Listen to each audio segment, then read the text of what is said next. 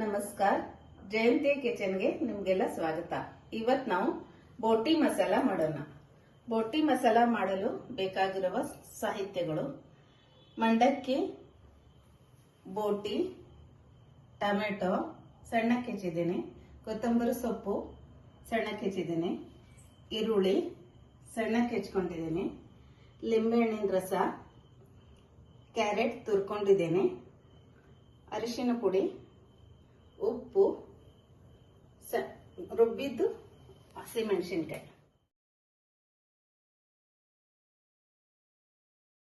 ಬೋಟಿ ಮಸಾಲೆ ಮಾಡೋಣ. ಈಗ ಒಂದು ಪಾತ್ರೆ ಒಳಗೆ ಮಂಡಕ್ಕಿ ಹಾಕೊಂತೇನೆ.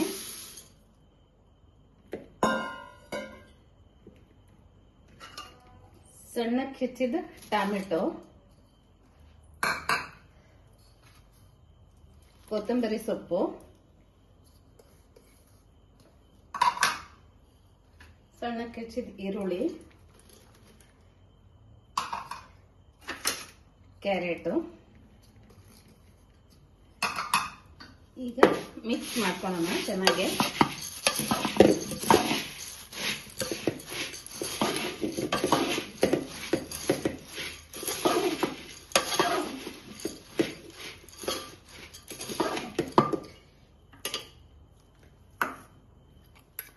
ಈಗ ಹಸಿಮೆಣಸಿನಕಾಯಿ ಹಾಕೊಂತೇನೆ, ರುಬ್ಬಿದ ಹಸಿಮೆಣಸಿನಕಾಯಿ,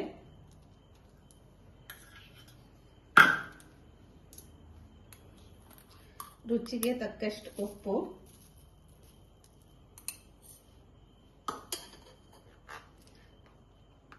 ಸ್ವಲ್ಪ ಅರಿಶಿನ ಪುಡಿ, ಲಿಂಬೆಹಣ್ಣಿನ ರಸ.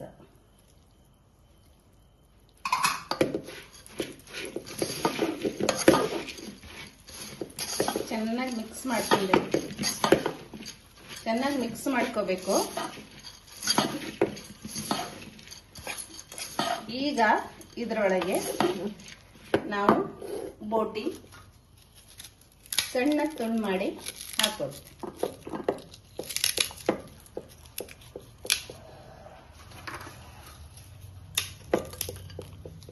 ಈಗ ಇದು ರೆಡಿ ಆಗಿದೆ. ಮಕ್ಕಳಿಗೆ ಸಾಯಂಕಾಲ ಸ್ನ್ಯಾಕ್ಸಿಗೆ ಮಾಡಿಕೊಡಿ.